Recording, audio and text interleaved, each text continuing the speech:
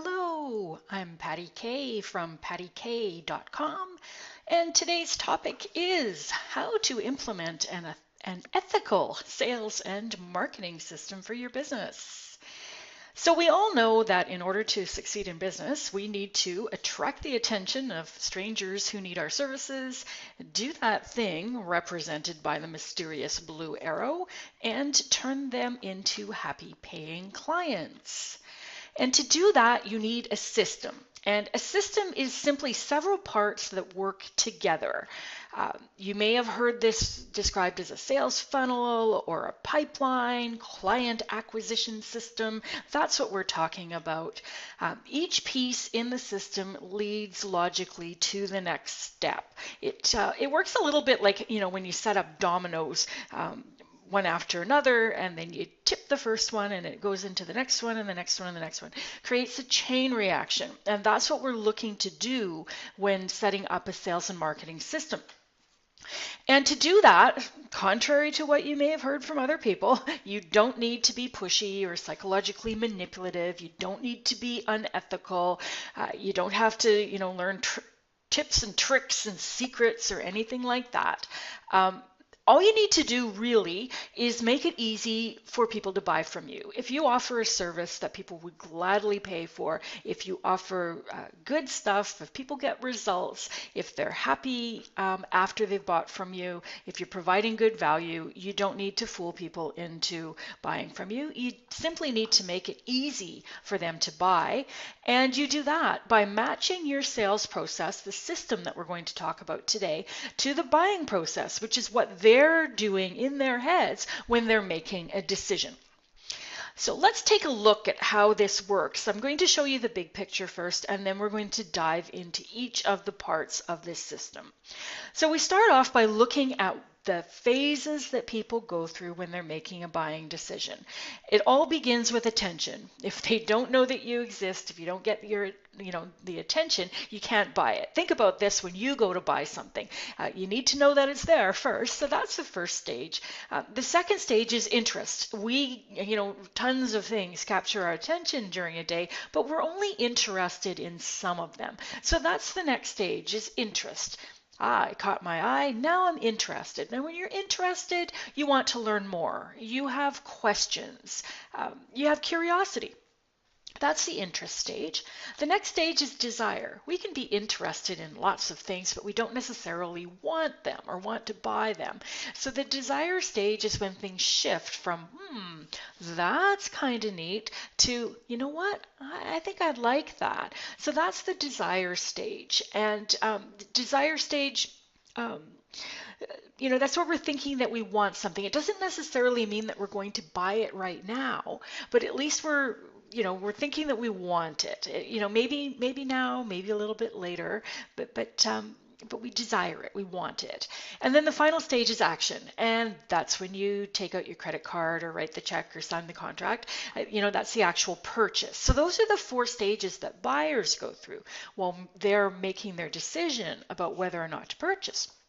And it's our job as the marketing and sales department for our self-employed companies is to create a system that will match up with each of those stages for the buyer, so that we provide the right information, the right invitation at the right time, so that we're going in lockstep with them. We're not trying to push them ahead of their process. We're not lagging behind them. We're just keeping up with them, making it easy for them. And when you do it this way, it moves slowly and smoothly at the right pace. You don't feel like you're pushing, and it becomes much easier. So these are the four pieces of a sales and marketing system that you need. The first one is creating awareness. This matches the attention stage. So you're looking to do something that lets your potential client know that you exist, that you have something of interest to them. So that's the first stage, is to create awareness. And this is what we typically think about as marketing. And I'll talk more in detail about that in a moment. The next stage is to provide information, to inform people, to educate them. And this one lines up with the interest stage answering their questions, giving them the information, telling them more about what you do, and the desire stage, letting them know how what you can do can help them. And then the third stage is being able to enable the purchase. When they're in that place where they're wanting something and they're ready to take action and to purchase it, or at least to make that decision, you need to have something in your sales and marketing system that enables them to do that, that takes them through that process.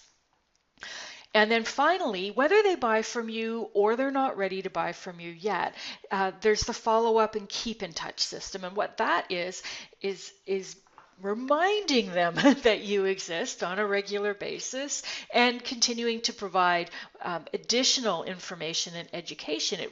It keeps them within your system. As long as they're interested in hearing from you, you continue to stay in touch with them. And over time, this helps to build know, like, and trust, which is a huge factor in people's decision making. We tend to prefer to do businesses that we know, to do business with service providers, with businesses that we know, like, and trust. So by continuing to follow up and keep in touch and continuing to inform and educate, we build that know, like, and trust. So let's look at each one of these stages individually, beginning with creating awareness, the marketing stage.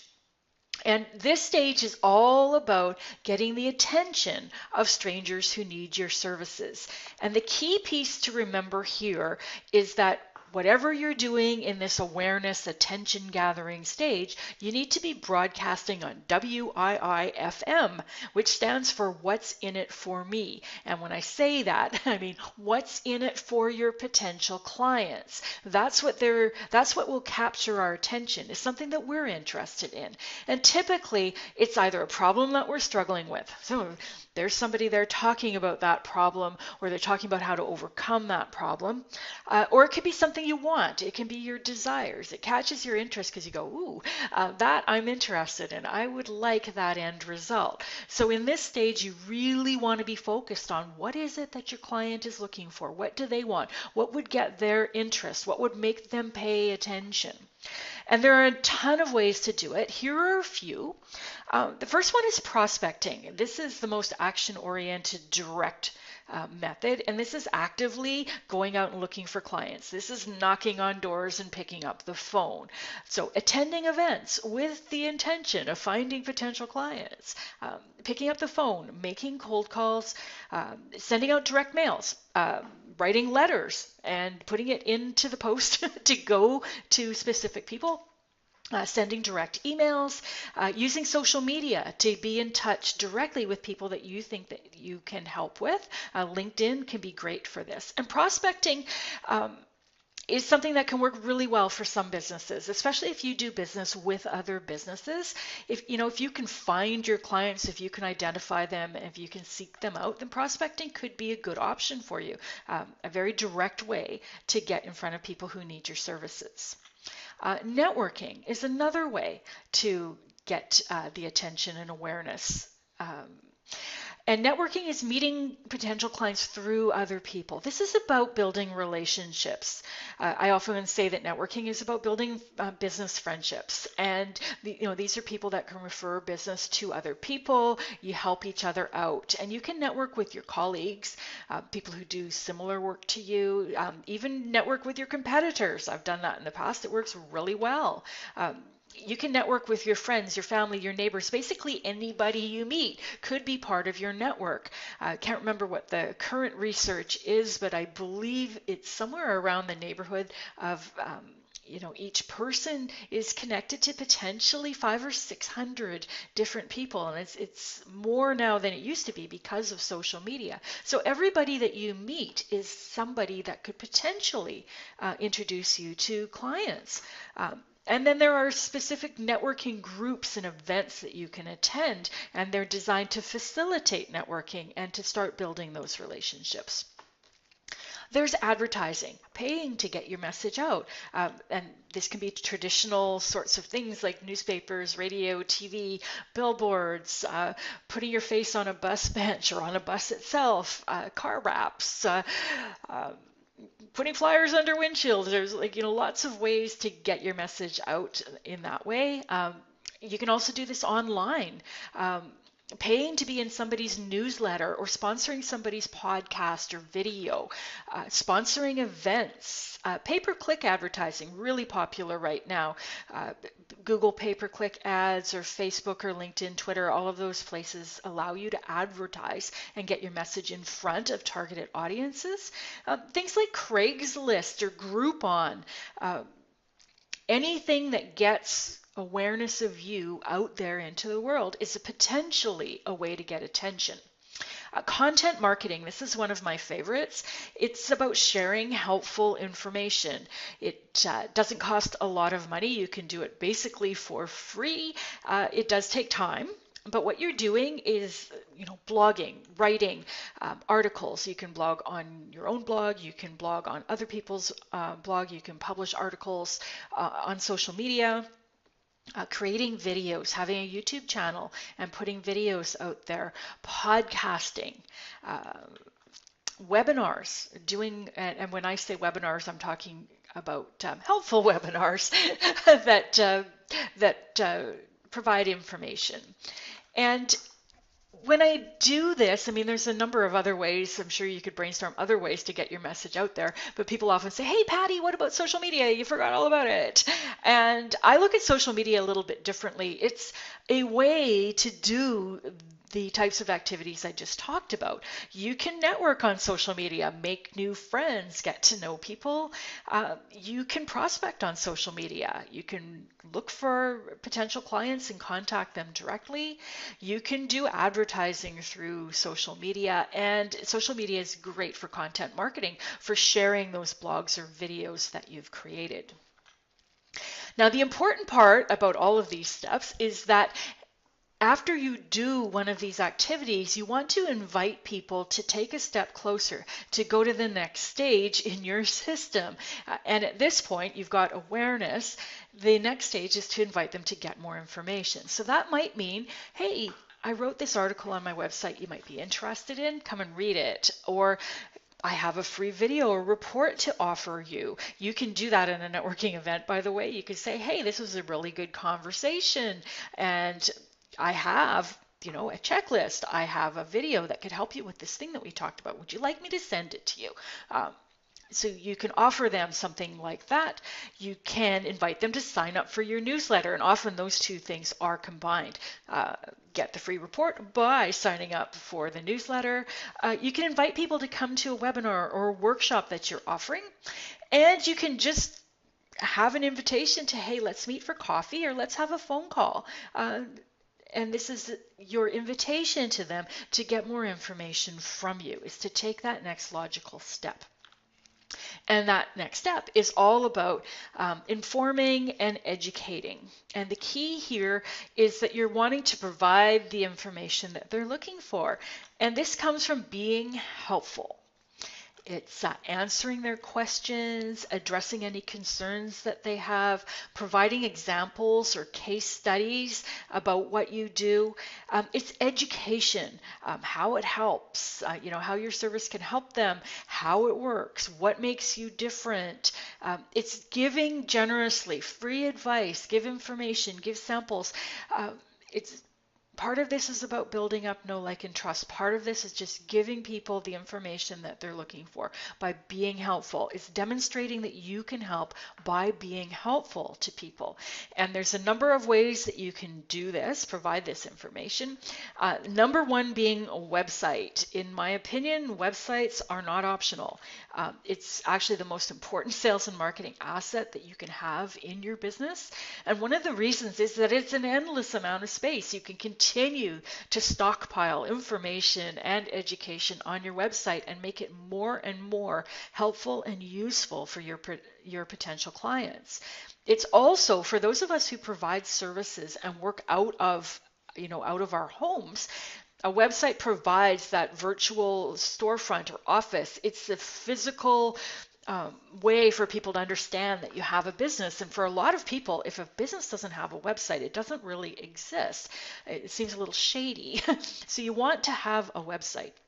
And a website is also where people go to research and compare service providers. A lot of times we get referrals these days through social media, and we don't just pick up the phone and call people. We go and check out the websites first. And if you don't have a website, people can't even do that. So having a good, effective website is the number one thing that I suggest in this section is for providing that information and education that people are looking for. However, there are other ways to do this through writing blog posts or articles. A great way to provide information and education, and you can provide it in places other than your website. Although every time you write a blog post or an article, my recommendation is to put it on your website so you stockpile all that stuff there. But you can also publish articles or posts on sites like LinkedIn or Facebook or Medium or online magazines, that kind of thing. Another way to provide that information. You can create videos or podcasts, and podcasts are like audio, an audio format of getting your information across, so you can put things onto YouTube. And once again, you can link all of these into your website as well.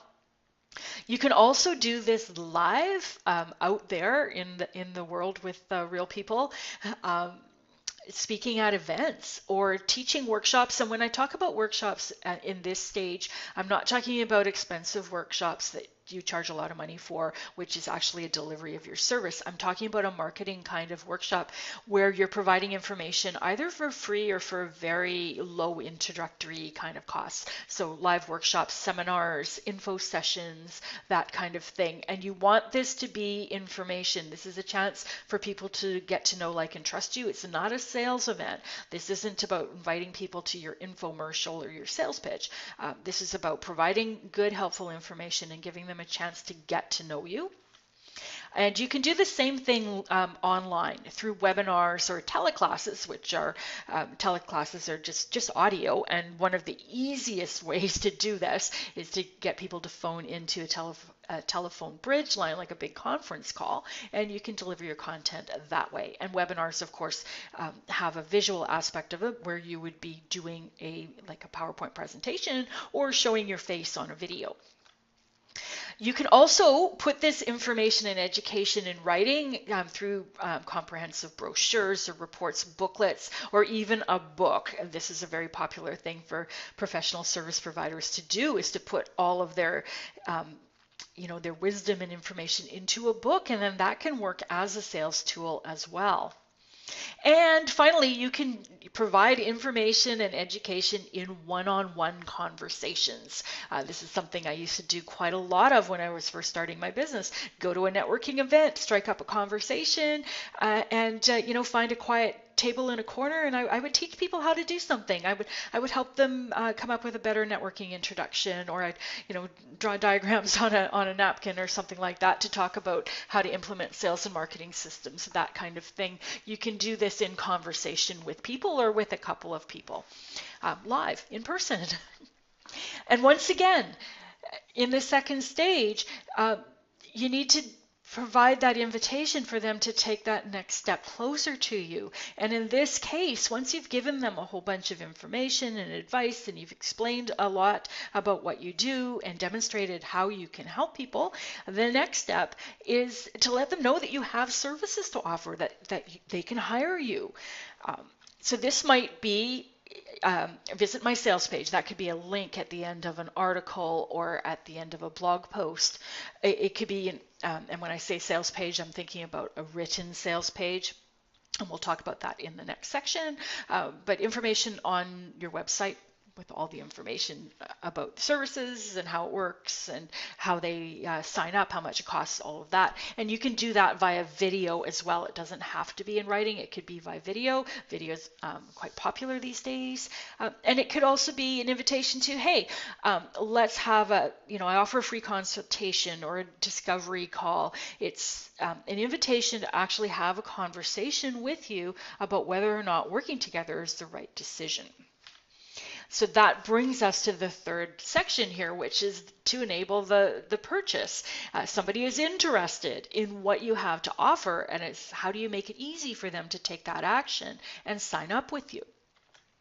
So you can do this on a sales page or video on your website, and um, for lower cost services, or for signing up for a paid workshop, or a downloadable course, something like that. Quite often a sales page works just fine. You spell out what they get, how it works, how much it costs, and it's got a buy now button on it, and then they can complete their transaction right on your site. Doesn't necessarily work all that well for things like coaching programs. You'll want to have a conversation with people typically before you get them signing up to work with you directly. And that is your sales conversation. And you can do this as a consultation, like, interested in working with me? Let's have a free consultation and we'll talk about whether or not it's a good fit. You can also structure this as a discovery call or a clarity call or a strategy call, something like that. And when you do your sales conversation in that format, what you're offering to do is to help them figure out what their next steps are. So even if they decide that they're not ready to work with you quite yet, or they, in your conversation you discover that it's not a good fit, they still get some value out of that call. They learn something helpful, they learn more about you, and both of you leave the call feeling good about how that conversation went. So that's your sales conversation. And sometimes it's a sales presentation, depending on what you're doing. If freelancing, providing solutions to organizations, you might be going to a boardroom and actually delivering a presentation to a group of buyers, letting people know what it is that you can do for them. Giving them a solution that they can buy into. And you can also do a sales presentation at the end of a presentation or a workshop that you're offering, or a webinar. And this is a structured way of letting people know what's involved in hiring you, what they get, how much it charged, how much you charge, and how to sign up, what the next steps are, that sort of thing. And it's super important in all of these is your invitation here is to invite them to buy. So on a sales page or video, it's a click the buy now button, give me your credit card, this is how you sign up. It might be to fill out the order form if you're speaking at an event, or to sign a contract, that sort of thing. It's what is the next step in order to finalize this deal. Or to outright ask them, so are you ready to get started to ask for the sale? Now, ideally in these situations, people say, yes, yes, that sounds great. I'd love to work with you. And sometimes they're not ready for whatever reason. Not now, not yet, not ready. Maybe they need to think about it, or need to talk to other people, or maybe they don't know you, like you, and trust you quite enough. These things happen. And that comes down to follow-up and keep in touch systems. So whether they decide to buy from you or not, this is the next stage. And the follow-up and keep in touch is all about providing additional information, giving them more information so that they know, like, and trust you, furthering that relationship. And this is about not letting those potential clients fall through the cracks. That's what we're doing in this section of our sales and marketing system. So follow-up is for people who've expressed interest in buying, but they're not ready yet. These are the people who say, you know what, I'm going to have to check on my finances and figure out how I'm going to pay for this. Can you give me a week? And then you could say, sure, would it be okay if I called you next week? You set up an appointment to follow up with them to see how that goes. Or they might say something like, you know what, I'm not ready for this right now. I'm busy with my kids. It's the summer. I want to get started in September. Those sorts of things. So people have expressed some interest, but they're not quite ready yet. They have to talk to somebody. They need to sort something out in their personal life, those kinds of things. Other people will tell you to push and to try to get them to sign on the dotted line right now. In my perspective of being not pushy, I allow people time to think, and then I follow up with them. And um, it works well. People do come back and they do sign up when they're ready. So, but it's important to follow up, to check back in with them, to let them know that you're still there, and to remind them, and to keep and to close that loop. Keep in touch is more of people aren't quite ready to work with you. They're not, maybe not even interested in having that conversation with you yet. And this is your, typically an email list, a newsletter that you send out on a regular basis, reminding people that you're there, providing additional information to them. It can be via mail, sending out greeting cards to remind people that you're still there. Social media can be a way to keep in touch with people, and you can pick up the phone and talk to people just to stay in contact with people that you've met. And in terms of keeping up, keeping in touch and following up, don't forget your previous clients, people that have already worked with you, and you can check in with them. First of all, this is a great way of providing customer service, just checking in to see how they're doing, see if there's anything that they need, which can often end up in additional business. I gave somebody this advice a while back, and she says, "Hey, Patty, I took your advice. I got in touch with all my previous clients, and I got 3 new projects." I'm like, yay. So sometimes this can be the easiest way to get business, is to check in with previous clients. And the other thing that this can lead to is referrals, where they pass your name along to somebody else, or give you the name of somebody else that you can contact. And once again, with this, always providing that invitation to step closer to stay in touch with you, really. So you can invite them to attend a webinar or a workshop, or book another, book a discovery call or consultation. You may extend this invitation multiple times before people take you up on it. You can invite them to refer a friend. Maybe you can offer a gift that they can give to a friend in order to put the two of you in touch.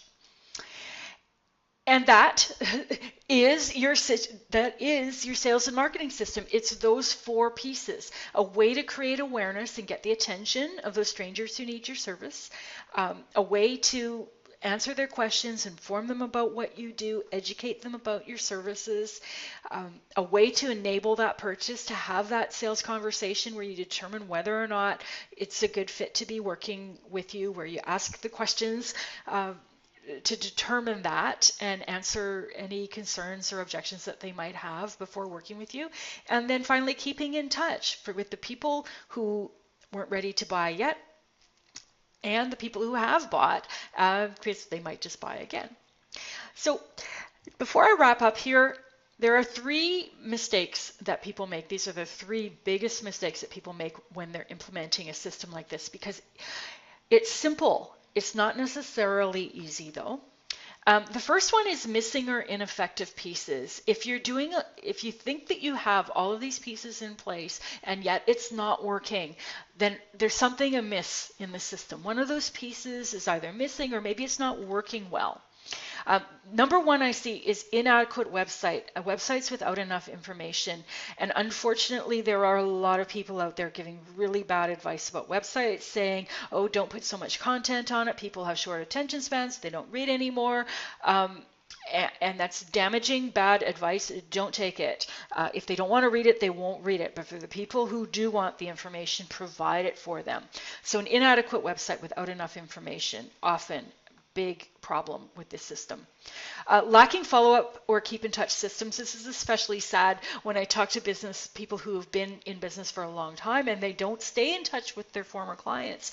And often getting in touch with them leads to an influx of business, because they've done the work of getting the attention, providing the information, even performing services, and know, like, and trust is really solid there. And this is it's easier to work with do additional work with existing clients than to find brand new ones. Awareness efforts that don't work. Sending out spam is a really good example of it. I get direct mail, email solicitations every day from people and they're just not well done. They don't get my attention. Sometimes they're insulting. They're just not done well. And then every once in a while I'll get one and I'll go, wow, this is good, and I will respond. So it does work. This is advertisements that are all about your company, and it's got a big picture of your logo. Motivational quotes on Facebook. Don't get me started on motivational quotes on Facebook. It's like, yeah, people might like it, but it's not effective for bringing business in advertisements that don't work. Unstructured sales calls, or offering a free session instead of having a sales call. These are sales calls that kind of meander all over the place, and not asking the right questions during a sales call, talking too much during a sales call, that kind of thing. Forgetting the invitation to the next step. This is an easy one to overlook. Putting stuff out there, but not asking, not asking people to check out your sales page, not asking people to subscribe to your newsletter, not asking people if they would like to have a conversation with you. And skipping stages entirely. Some people want to shortcut this and they don't want to provide the information. They just want to go directly from, hey, buy now. And if you ever felt that somebody was being pushy or feeling this kind of discomfort, having a conversation with you when somebody's trying to get you to buy before you're ready, it's because they're skipping the stages. They're wanting to go directly from, hey, I just met you, to, wow, we should work together, sign the contract now. I went to a networking event once where the person who had 1 minute to introduce himself actually passed out contracts and pens because he thought he could get us all to buy within 1 minute. I couldn't make this stuff up if I tried. But skipping stages, that's what leads to this feeling of being pushed. It doesn't work. We don't like it. Ineffective communication, not having the right words, not getting your message across clearly. Tons of this. Often it's because it's all about the service provider instead of the client. Go to a website and it's all me, me, me, me, me. It's all about us and our. Quick way to determine this for yourself: go to your website, count the number of times you say I or our company versus the number of times you say you, talking about your potential clients. Using a lot of industry jargon.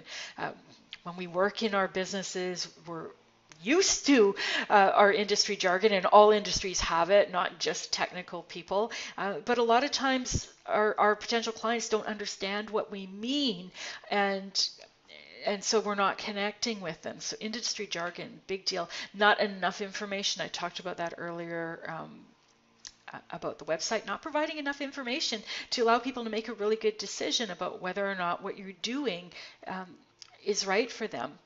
Confusing, unorganized, poorly written, those sorts of things. A lot of people want to rush through this, and they don't take the time and effort to make sure that what they're saying is actually communicating. Boring, trying not to ruffle any feathers, not showing a personality, trying to be professional, I'm making air quotes, not taking a stand, not having an opinion, trying, this often comes from not wanting to irritate anybody, and it comes across as boring.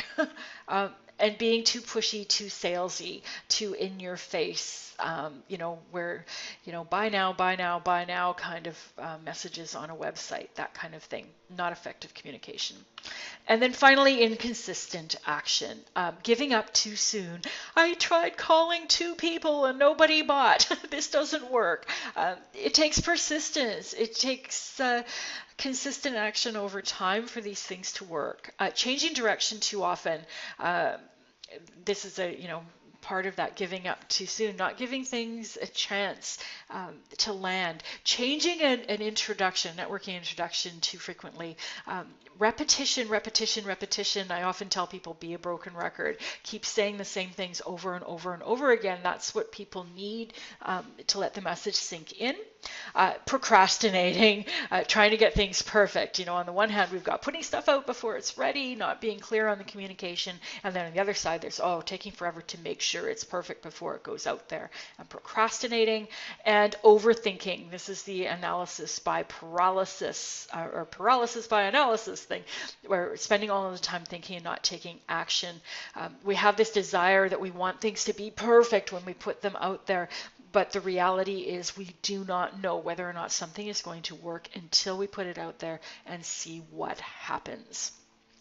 So if you're struggling with any of those sorts of things, this is what I do. This is what I help my clients with, specifically the things about making sure that all the pieces are in place, that they're the right pieces to match the right kind of business, that the communication is clear and it leads to the next stage, and then providing a little bit of accountability and friendly nudge and inspiration to take the action to put yourself out there. So if you'd like to learn more about me, get more free videos, more free blog posts, I offer webinars and all kinds of good stuff for free. And I also have paid coaching and consulting services, and that's all on my website at pattykay.com. Love to have you stop by. Hey, there's me giving you an invitation. Have a great day. I look forward to speaking with you again. Bye for now.